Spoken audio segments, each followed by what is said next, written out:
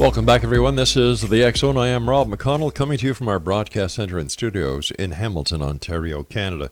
If you'd like to send me an email, xzone@xzoneradiotv.com, on all social media sites, X-Zone Radio TV, to find out about the schedule that we have on the X-Zone Broadcast Network for all our shows.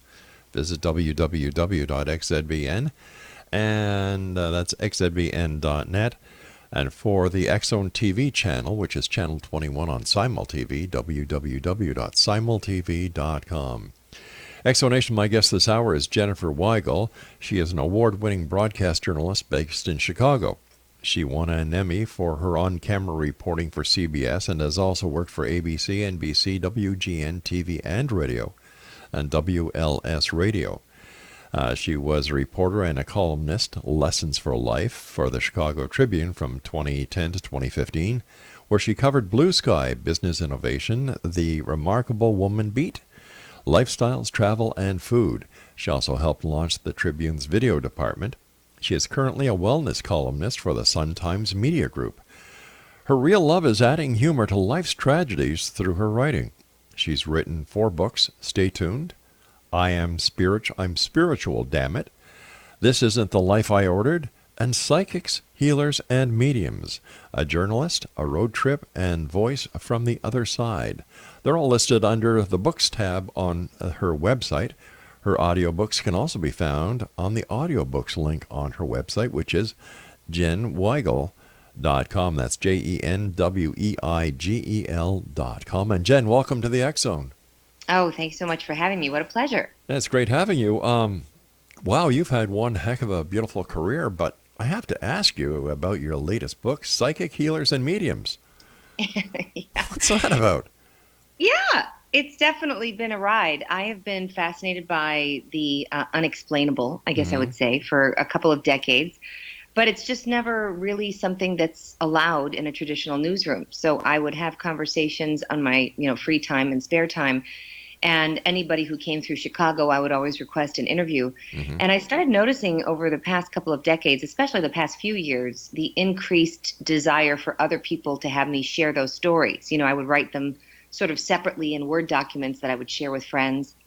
And then it was like, well, geez, I want to send this to my friends. And so I realized there was a demand. So the next thing I knew, I was writing books about psychics, healers, and mediums. So tell me, do you believe psychics can really predict the future? I think we are all intuitive. I think we all have it. I also think that we all have certain destinies that are supposed to play out. And some people have an antenna that can catch those things. But I also think it's a double-edged sword, right? Like there are... if everything stayed the exact same way and the exact same vibration and nobody took a sharp left turn, then sure, maybe a psychic could predict the future. But we have free will. And at any moment, we can pick up the phone and decide we want to, take a vacation to Australia. So I think it's almost impossible to do. I have had some people say they see what they call destiny points, which are things you're, tracking and supposed to hit. But I think that's a very, very slippery slope, especially when, these people can't go to the grocery store without calling a psychic. It drives me nuts. Yeah, why do you think in the year 2018, in this high-tech world that we live in, that people, more and more people, I might add, are seeking out the advice of psychics, mediums, and astrologers? I think that we are in a time right now, Robert, so it's so sad that we are so dependent on stimulation that we can't get quiet enough to hear our own inner GPS, and I think technology has a lot to do with that. We have to pick up our phone I'm writing a story right now about digital addiction and how we have to get that dopamine hit every time we look at our phone. We can't be without it for 10 minutes. And so I think a lot of this has to do with that, wanting immediate answers. We want to drive through for everything. And, back before there was electronics and TV, there was conversations and quiet and meditation and retreats. And you would get your clarity by sitting in silence. I mean, that was the Quakers had it right. You sit around and you listen for the guidance and then you speak when you get it. But we don't have that luxury anymore. So I think people just want answers and they're too lazy to get them themselves.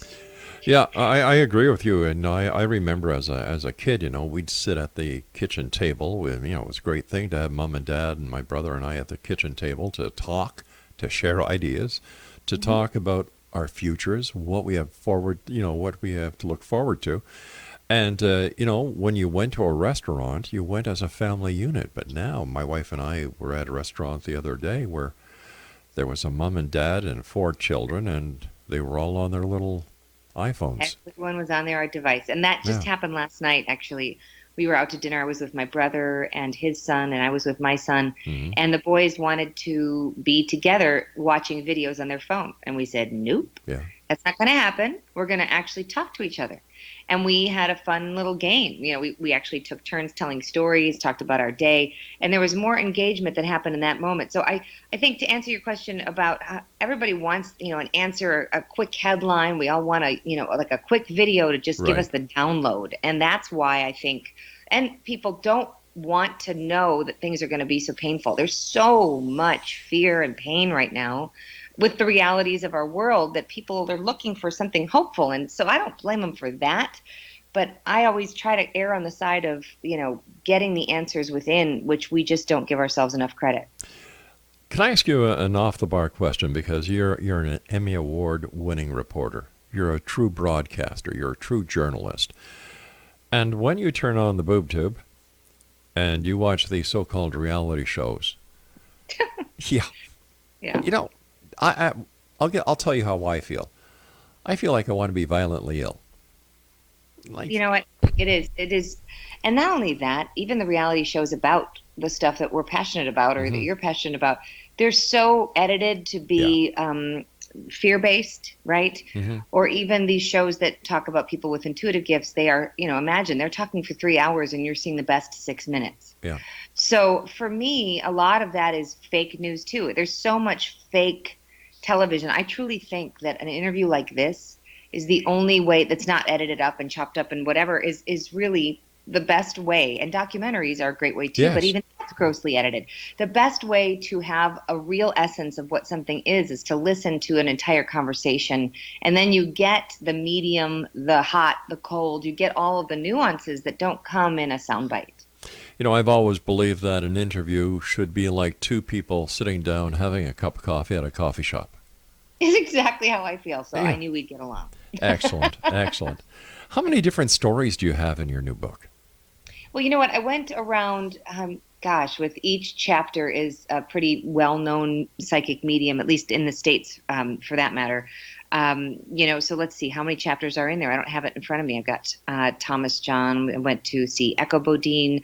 Then the other Bodine family members, there's Rebecca Rosen is Yeah. in there, Conchetta Bertolli, Judith Orla. I think there's 8. I want to say 8 chapters in there. But I've spent the last 2 decades interviewing people like that. And I have a podcast called I'm Spiritual, Damn It, that has led me to, I think, 8 audiobooks of the compilations of those interviews alone. So I would say I'm close into the dozens of categories of different healers and psychics and mediums. And some have been amazing and some have let's just say they aren't used to having conversations in front of a microphone, and that's fine too.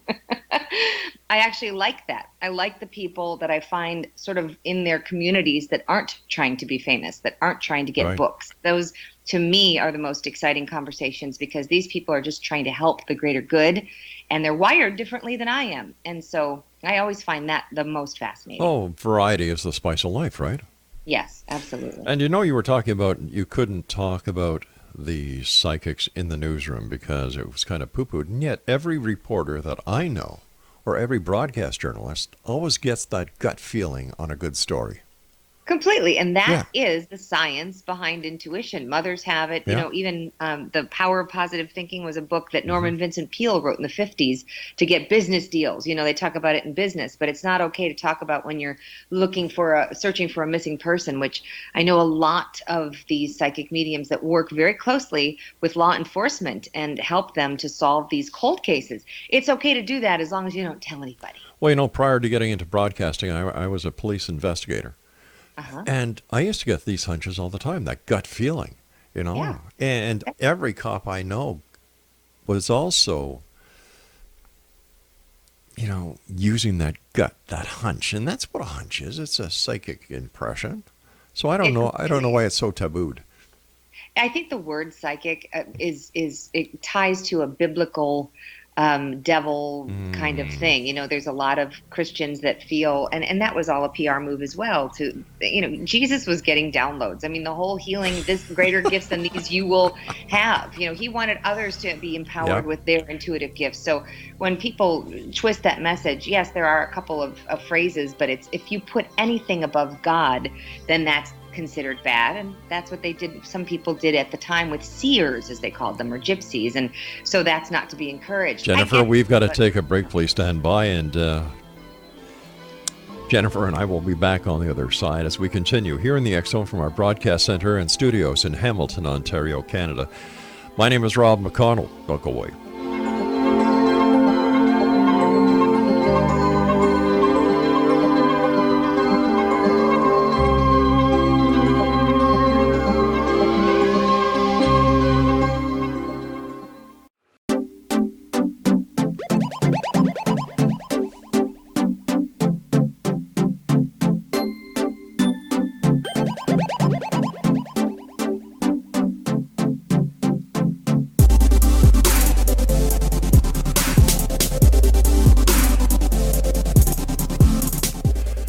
Welcome back, everyone. This is the X Zone. I am Rob McConnell. Jennifer Weigel is our special guest. Her website is www.jenweigel.com. That's JENWEIGEL.com. She's the author of Psychic Healers and Mediums, a journalist, a road trip, and a voice from the other side. Now, tell me, were there any stories that changed your perspective, your belief systems? Well, yes, actually. I met a doctor. Whenever I meet somebody in science, right, a surgeon, somebody who's steeped in the medical community that has had an epiphany or a near-death experience, that to me helps. But you have to have an experience yourself, I think, to be transformed, right? Yes. You have to feel something or really see something that wasn't there before, that kind of thing. And there's a woman named Dr. Mary Neal who wrote the best-selling book To Heaven and Back. She's a very well-known orthopedic surgeon who had a near-death experience. She was in a kayaking accident. Yes. And, drowned. Yep. And was on about 30 minutes without oxygen. You're familiar with the story. Yes, I am. Yes, I am, yeah. So she was coming to Chicago, and I pitched her story to the paper that I worked for at the time. The company was the Chicago Tribune, and they didn't want to touch it with a 10-foot pole. You're kidding. Nope, didn't want anything to do with it. Wow. I said, no, thanks, we're not talking. I was like, it's a medical doctor who's had a near-death experience. She's a living miracle. Nope. So I said to her, listen, can I interview you for my book anyway? And she was featured in my third book, This Isn't the Life I Ordered. I interviewed a lot of people who had had near-death experiences for that book. And she was absolutely, if you could say that somebody looked like they had touched God or whatever you want to call it, the light, she was glowing. Her eyes were piercing blue, like a color I hadn't seen before. And it was just incredible to be in her presence because she has such a complete trust and faith that every day she wakes up and says, in God we trust. I trust you're going to put me where you want me. Because she's a living miracle, and the way she told her story about how all of these things were placed in front of her exactly when she needed it to just get her out of, the very dangerous situation she was in, to get her to medical help. And it's an incredible story. I was blown away by her. I remember the part in the story where she was, it was time for her to return, and she didn't want to return.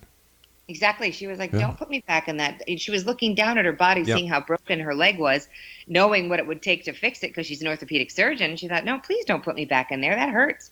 And Jesus basically kicked her out of heaven. And I told her, I said, look, I don't think there are enough therapists in the world that could help me with that rejection. Isn't that the truth? So she was told to go back and tell the story to anyone who would listen. And when she told it to me, I told her I would tell this story to anybody who would listen because it was so impactful for me. She was told about how her son was going to die young, and she had to help everybody deal with that. And exactly as it was predicted, her son did die that way. It was terrible, but she just enjoyed every moment. She didn't, sweat the small stuff. She didn't nitpick about an unmade bed. She enjoyed his presence every day. And you think about that as you leave the house in a hurry, like, oh gosh, I should have said I love you to my kid. Always say I love you to the people you love, because you never know when they're going to be taken away. Her son was roller skiing, which is like roller skating, but with like these longer skis, and boom, taken away instantly. But it's like he knew it was coming. So her story had such an impact. And she said, she put a test to me. She said, challenge you to, every time you see something where you think that's weird, a coincidence, or you think of someone and they call, or you ask for a sign and you get it. She said, look up and say, thank you. I acknowledge that. I received it. And she said it will start happening so often that you won't be able to explain it through science. The law of averages wouldn't be able to explain it ever. And so I thought, all right, lady, you're on. And I literally started seeing heart-shaped things. The next 2 hours later, I mean, I'm talking gum that's in a perfect heart shape, dog poop in a perfect heart shape.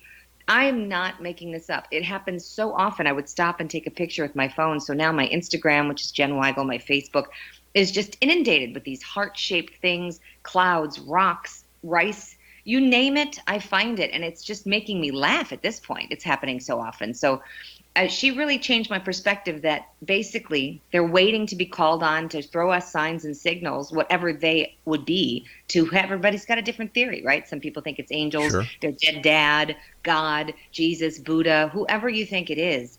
But I was fascinated by the evidence, and I've been documenting the evidence ever since. And that was, I think, 2014. There are so many members of the medical community who talk about these experiences that you're talking about very openly. Yeah. There's Dr. Janice Amatuzio, who has talked about it. One of the hosts on our network is Dr. Bernie Beitman. He's a psychiatrist who deals with coincidences and synchronicities. Absolutely. You know, it's right in front of us. But I think that we've been dumbed down by technology, and that it's through people like the people in your book and Dr. Amatuzio and then Dr. Beitman that we're given the opportunity to stop and smell the roses again. Yes. Everything, life is simple. We humans complicate it. We do. And I have 3 audiobooks that are volumes 1, 2, and 3, just called Doctors and Near-Death Experiences, because I was so fascinated by it, I couldn't get enough of it. And the different doctors that are studying it, Dr. Jeffrey Long, I got Dr. Raymond Moody in there, Evan Alexander.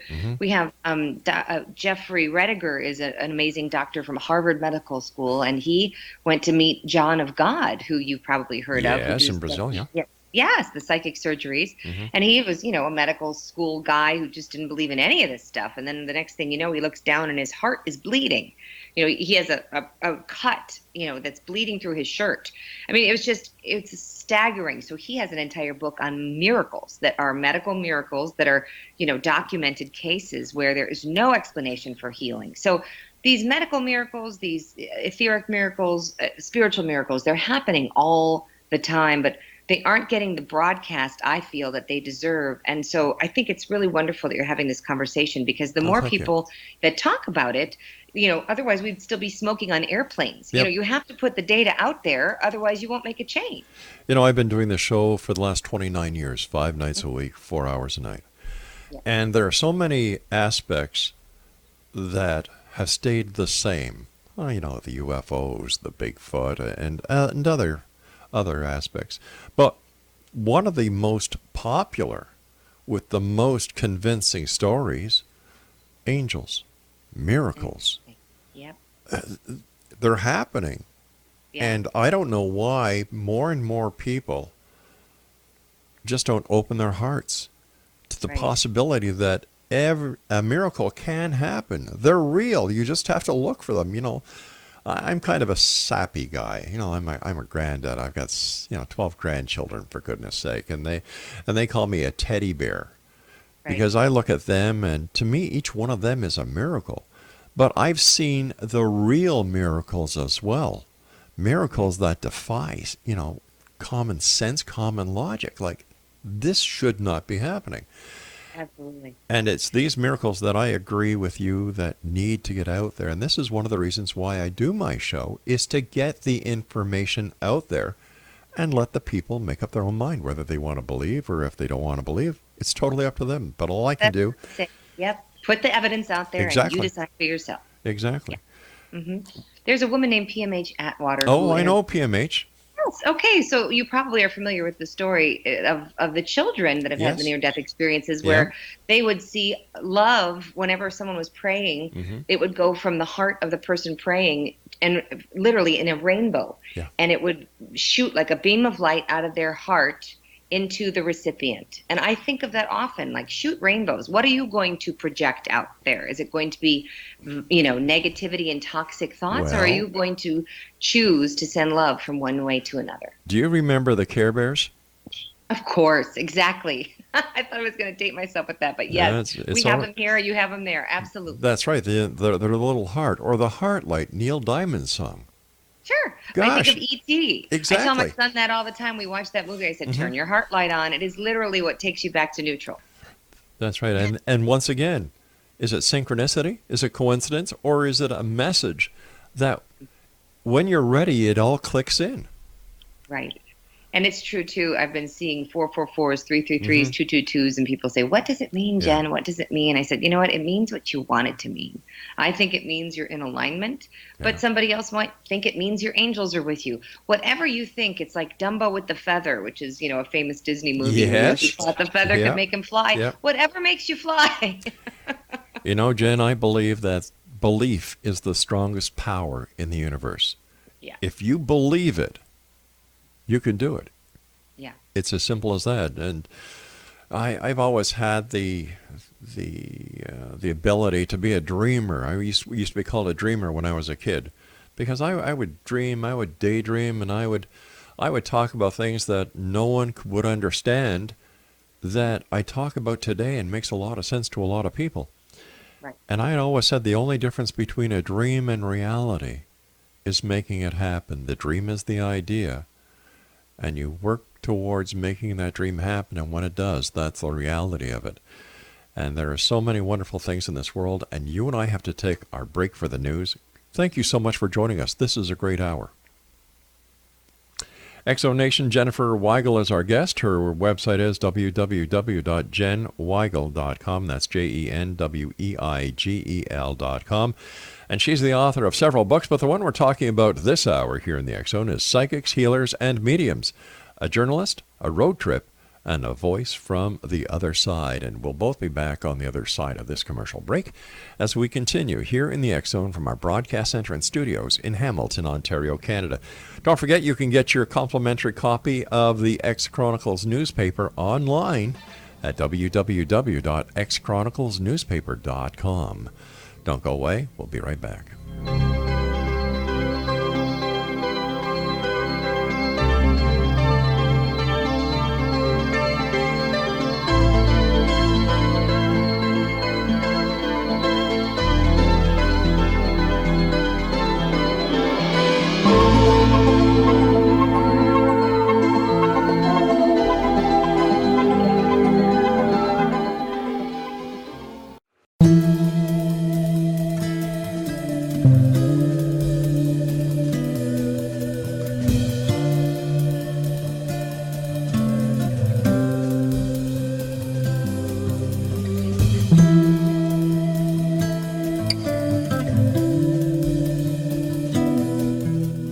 Exonation, Jennifer Weigel is our special guest this hour, www.jenweigel.com, JENWEIGEL.com.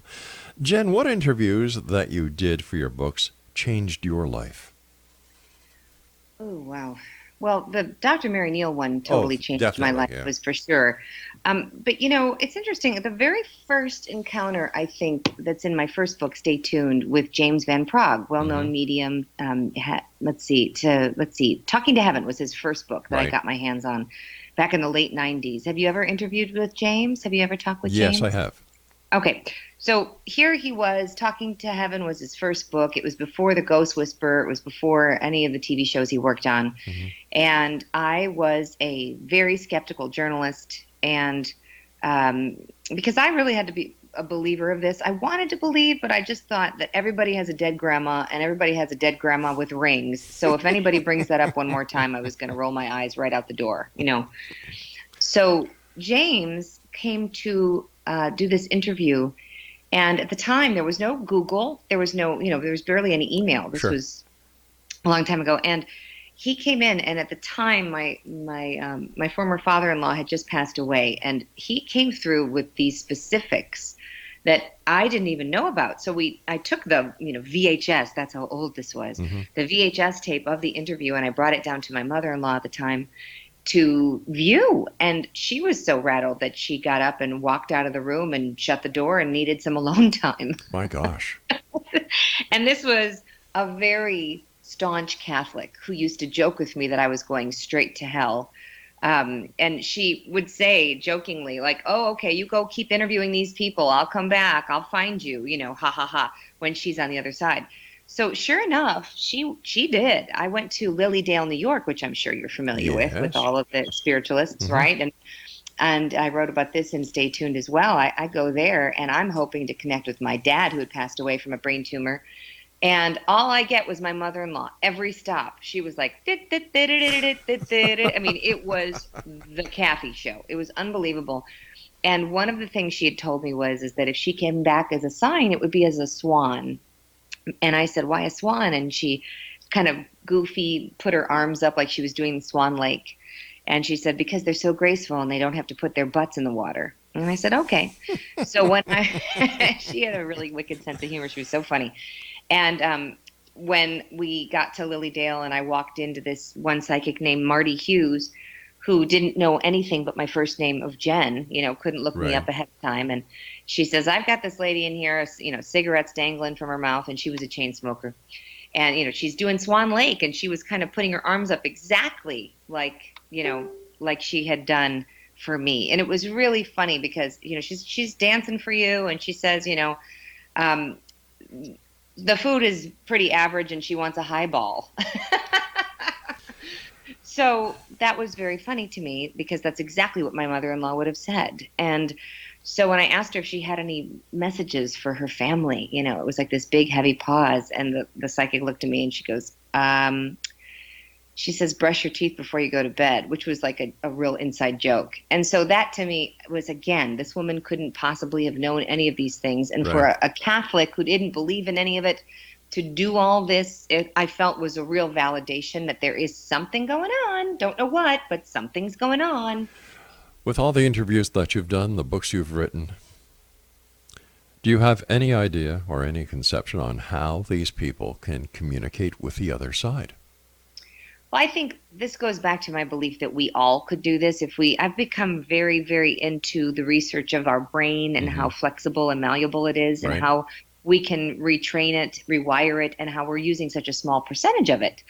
And so I've tapped into these. There's a place here in the United States called the Monroe Institute. Sure. Are you familiar with them at Yes, all? I am. Yep. Okay, of course. So I figured you would be, but I just want to make sure. So they've got all these hemisync meditations for helping with PTSD. And for those who aren't familiar, who are listening, it was founded in the 80s in West Virginia. And basically, they wanted to help train the brains of PTSD soldiers to help it heal post-traumatic after they've been in wars. And they found that these sounds, it would be like in the right ear, the left ear, different tones, different tempos, could really heal the brain. And that as a result of it, a lot of these soldiers became remote viewers for the CIA, which was a nice party trick. So it creates this sort of antenna. And I believe we are all antennas. We're all radars that can basically get signals from our dead loved ones. And instead of picking up the phone and going 1-800-PSYCHIC, we ourselves could be that radar and our antenna if we are doing the right guided kind of meditation and getting quiet enough. I mean, it really could just take 3 minutes. I interviewed a Dr. Judith Orloff, who talks about the 3-minute meditation and how it changes your physiology. So this is possible. It's science. We could all do it. And I believe, however, some people are born with the ability better than others. Like, what are you really good at other than interviewing, Rob? Like, are you a numbers guy? Or are you creative? Can you sing? Oh gosh, Can you yeah. play basketball? I used to play. I still do play guitar. I'm an artist. I do oil There you paintings. go. And, So you've got that ability, yeah, but I exactly. know I can't. I pick up a guitar and it terrifies me, but I can play the piano. So some people are better at. Sure. I can't do my taxes. I have somebody do that. I'm not a numbers person, but I love to sing and speak in front of audiences, and that's all fine for me too. And I'm a writer. So people have different strengths, and I think Exactly. that's part of this whole world of the psychics, healers, and mediums is you can't lump them all into one category. We have the hands-on healers that are shamanic, and then there's the clairaudient that's hearing a message in their ear. I met a woman who literally in her mid-40s started getting whispers from what she calls angels in her ear. The clairaudient messages came so clear that now she's a full-time medium psychic, and she's basically changed careers. Talk about later in life. It can happen at any time. So I think that some people have the ability more, I'd say initially, right? Like the natural gift than others. But we all, just like with a piano, you can either do chopsticks or you can play Mozart, but we can all pick up a finger and strike a key. I believe that all children are born with the gift, and we, as members of society, dumb them down. Oh, absolutely. In fact, here's a story that changed my life that's in my second book, I'm Spiritual Damn It. My son, to your point, was 2 years old, and I heard him talking in his room in the baby monitor. And, kind of gibberish. And I went up there, and he was laughing and pointing at the ceiling. And I said, "What's going on, kiddo?" And he says, "The guy." I'm like, "What guy?" He says, "That guy gives me fire trucks." I'm like, "Great. Go to bed." So the next day, he's running in the basement, and he stops in his tracks, and he points to a picture of my dad, who is no longer with us. And he says, "There's the guy, Mommy." And I said, "What?" He said, "That guy, he comes at night. He's the one who gives me the fire trucks. He's so nice." And I was like, oh my gosh. And I thought, oh, it's just my imagination. He's making it up. Well, the conversations continued. Then my grandmother Virginia was coming and saying, "Oh, Grandma loves what you've done with the earrings." And at the time I was wearing a pair of her earrings that I had made into pierced ears because she had the screw back, and I made them so that I could wear them. And these things happened, and that was an experience that I couldn't explain away. I couldn't just ignore. And for anybody out there with a child that has these stories, I wrote about this, and I'm telling you, the emails came in droves. There are so many psychic children out there that need support. They need to know they're not crazy. Otherwise, they're going to start over-medicating, and then we're going to have an entirely different problem. Well, look what we do with kids. We bring them into a world of fantasy to open up their imaginations. There's a man that flies in a sleigh with 8 tiny reindeer. There's a cow that jumps over a moon, a dish that runs away with a spoon, a lady who lives in a shoe, and we take this, from before they go to school, to nursery school, to kindergarten, to first grade, second grade, and then we say, you know what? We lied. Right, exactly. I said that to my son the other day. I said, "Why did you figure out there was no Santa?" Yeah. And sorry, spoiler alert for anyone listening. Wait a sec. There is no Santa? And he said, "When you told me, Mom," and I was crushed. And I thought, well, what damage have I done? I completely agree with you. We give them the wrong set of beliefs, and then a lot of these kids, we force them to sit through this church kind of situation because our parents and their parents and their parents. I'm not knocking church. I think faith is very important. If you use it in the community way of love, inclusion, and inspiration, then I'm all for it. But if you use it as a reason to separate, exclude, and judge, then I am not all for it. And so I feel like we are completely focusing on the wrong messages, and it's really unfortunate. We have to shift the pendulum the other way. I agree, and I think there's one important word that you left out when you were describing church, and that was control. Oh, yeah, of course. And that's why the spiritualists went out into the woods and formed Lilydale, because the Catholics were so mad that they were taking some of their business. I'm fascinated by spiritualism because it came at a time when, in 1848 when it was founded, and by the Civil War, one person in every household, it's believed, during the time of Abraham Lincoln, was a spiritualist. People were seeking. They wanted to know that the spirit lived on and that they didn't just have to go to church to talk to God, that they could talk to God from their living room. And that's the core message, I believe, of all of this, that the control of the church was trying to prevent. It's pretty funny when you think of it, because the majority of the rituals and the celebrations that the church uses today, they took from the pagans. Right, of course.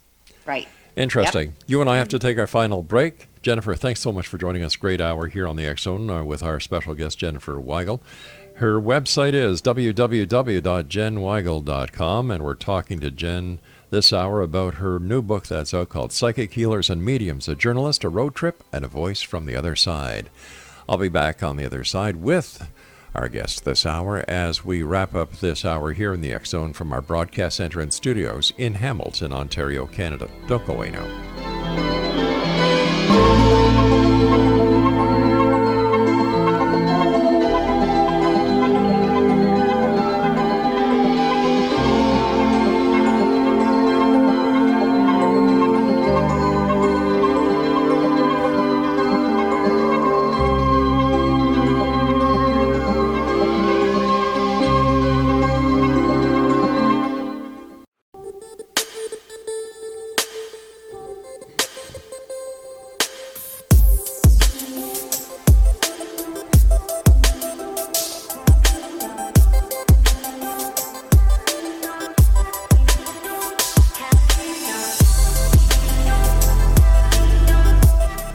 X Zone Nation, Jen Weigel is our special guest this hour. She's the author of Psychic Healers and Mediums, a journalist, a road trip, and a voice from the other side. Her website is jenweigel.com. First of all, Jen, I want to thank you ever so much for coming on the show. It's been a great pleasure having you with us. It's like old pleasure, really. It's like old Homes Week, and everybody that you've talked about, except one or two, has been on this show over the years, and they've all made a wonderful impact and a wonderful contribution to trying to get the message across. Dr. Jeffrey Long from the IANDS, I believe, and Yes. PMH Atwater, a lovely lady. Dr. Judith Orloff, she's been on the show, and these are the people who want to do so much to help so many, and yet, Jen, there are those out there who buy a website, get on Skype, call themselves psychics, charge $60-70 a half hour, and take people to the cleaners. I have a real problem with that, and I think you do as well. I And certainly do. that's where they prey. It's sort of like and I hate to say the used car salesman because that's just a stereotype, but it's like preying on that person that walks into the car dealer and goes, Yeah. I don't know what I want. And you're like, ooh, this is going to be good.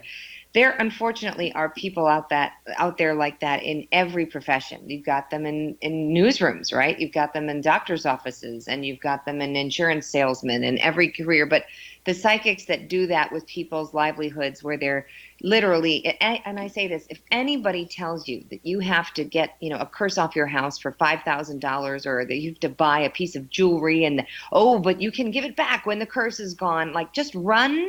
Don't walk to the nearest exit. I have heard story after story. One woman literally paid six figures to somebody, and I'm so livid by this because it's not okay. And I'm trying to get a TV show launched where we go out and we take these people and stop them from doing this, because it is tragic when people are grieving as it is. And that's really why I got into this at first, Rob, was that grief is very expensive. And when you are hoping to hear from your dead loved one, you will pay just about anything for confirmation. And that is the worst kind. And I have seen these people and I have experienced them. And that's why I have a tab on my website called Jenny's List. I want people to email me asking, hey, what do you think of this one? So I can tell you if I've got any data on that person, if they're bad, because I don't want anyone to be taken advantage of. That really upsets me. Yeah, up here in Canada, there's actually a part of the criminal code that makes it illegal to do that, and law enforcement agencies across Canada are really clamping down on these fraudulent artists.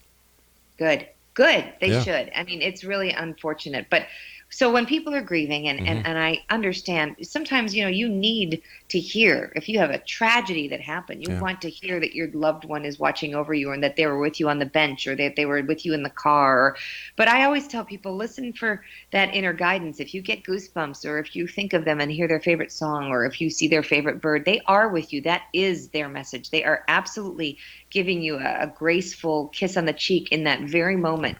And the more you open to it, the grief is only as deep as your love. And so it's going to hurt. There is no doubt. Yeah. But once you get to the other side of that pain and you start looking for those signs and signals, and you basically start assigning, I like to assign my dad little tasks like, okay, let me know if this is going to work out. And if I'm not supposed to go there, you better put an anvil in front of my path because I think I'm going. And then literally an anvil will come into my path. And so I feel like we all have these angels and guides, but we have to ask them for their help because of free will. Hmm. They're not just going to intervene unless we ask for it, unless it's some divine plan with their karma, and then that's a little too complicated for me to figure out. I believe in my heart of hearts that that one of the most important things that the people that both you and I have interviewed over the years who want to make a difference is they give us all hope. They give us the ability to see beyond the veil, to see beyond the darkness, to see beyond the grief, Yeah, that there is something. There right. is, the people that I've talked to over the years who have had near-death experiences, the story is the same. Yeah. You know, Exactly. And the kids are the most oh, fascinating oh to my me. gosh, yeah. Yeah, they can't compare notes. They're not No, at the library checking out books on near-death experiences, right. and yeah, and yet every NDE does have a lot of the similarities. But then Hmm. there's still those unique things that are a little different from the Eben Alexanders, from PMHs to they're Yeah, just a little bit different. And so I love to tell people, your filter is going to be a little different than somebody else's. We all look at it. It's just like those Instagram filters, and you just kind of scroll across.